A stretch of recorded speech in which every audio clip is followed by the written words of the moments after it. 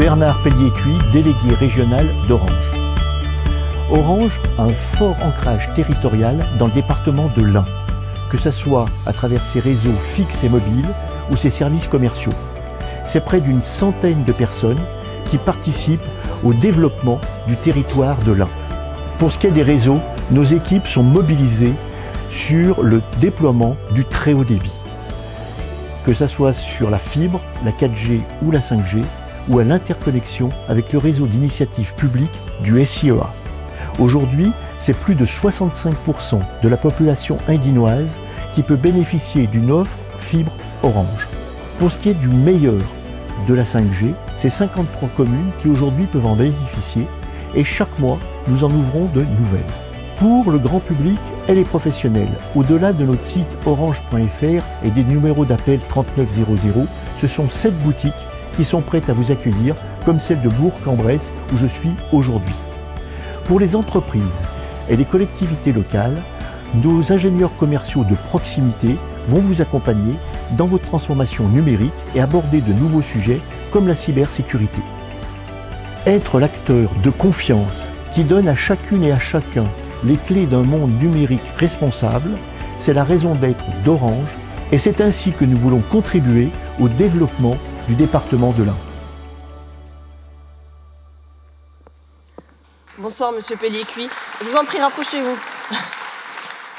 Alors, Monsieur Pellier-Cuy, Orange a une mission particulière dans le département. Quelle est-elle? Bien. Comme je le disais un petit peu dans le reportage, pour une entreprise du CAC 40, on est fier de notre ancrage territorial.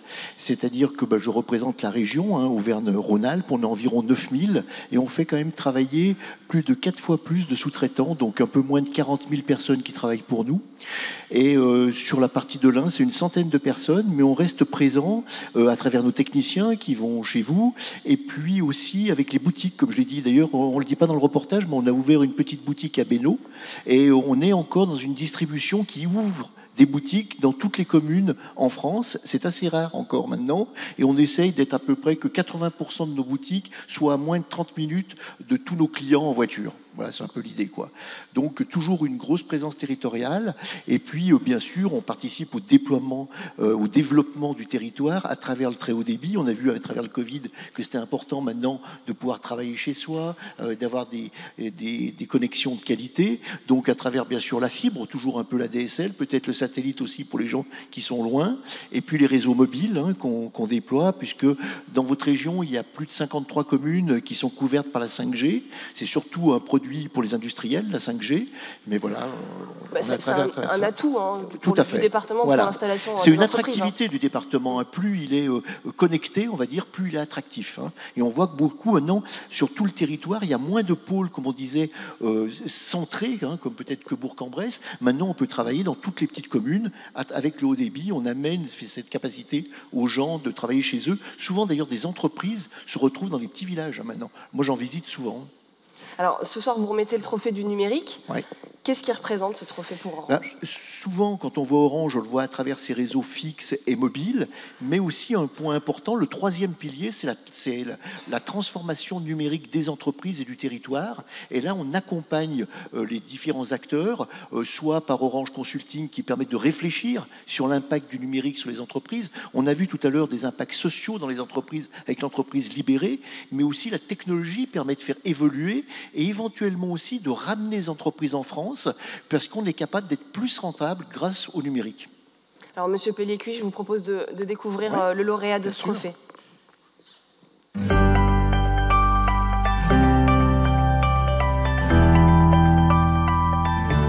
Julien Issartel, président de Capévo.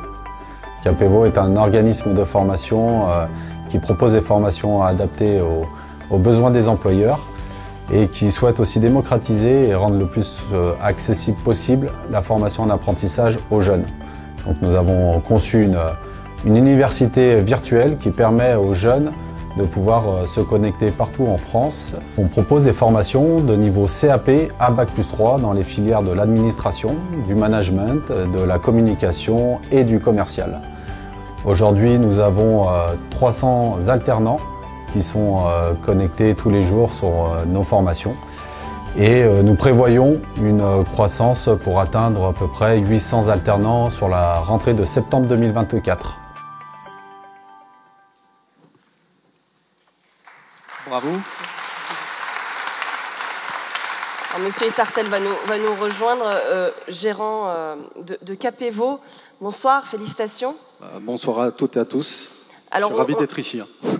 Nous sommes ravis de vous accueillir. Et je voulais saluer Madame et Monsieur Roux parce qu'on s'était vu à la JL Bourg, on s'était donné rendez-vous, on n'avait pas pu convenir du rendez-vous et je suis ravi d'être ici à la CNACL. Vous vous êtes donné rendez-vous avant 10 ans.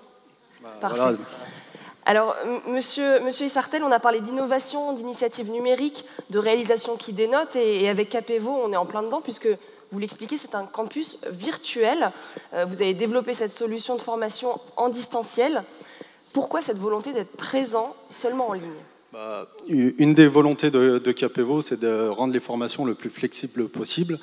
Flexible pour pouvoir s'adapter aux besoins des entreprises, s'adapter à l'évolution des métiers, qui évoluent très vite, puis s'adapter aussi à la vie des gens.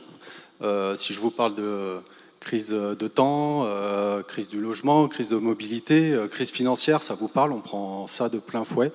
Et avec ma casquette de maire, je rencontre des salariés d'entreprise. Avec ma casquette de directeur de l'école de la deuxième chance du département de l'Ain, je rencontre des jeunes. Et il m'est insupportable d'entendre que toutes ces personnes-là ne peuvent pas avoir accès à la formation à cause des problématiques que je viens de citer.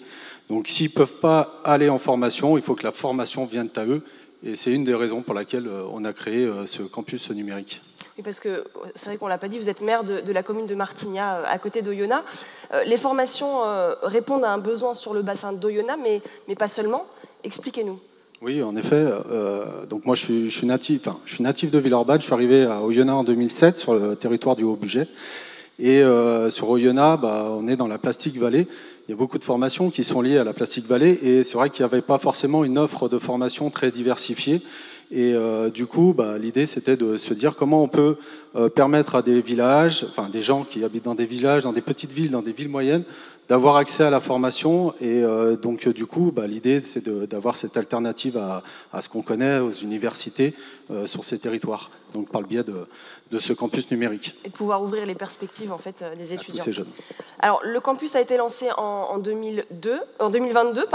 La projection pour 2024 est d'attendre 500 étudiants. Aujourd'hui, vous êtes à 300, voilà, on est à 300 étudiants, oui. Alors, au-delà de l'objectif quantitatif, parce que vous avez bien compris que l'idée, c'est de rendre le plus facile, rendre la formation la plus accessible possible à toutes les personnes, mais c'est surtout d'améliorer l'expérience client. Donc, ce trophée du numérique vient récompenser aussi l'esprit d'initiative de Capévo.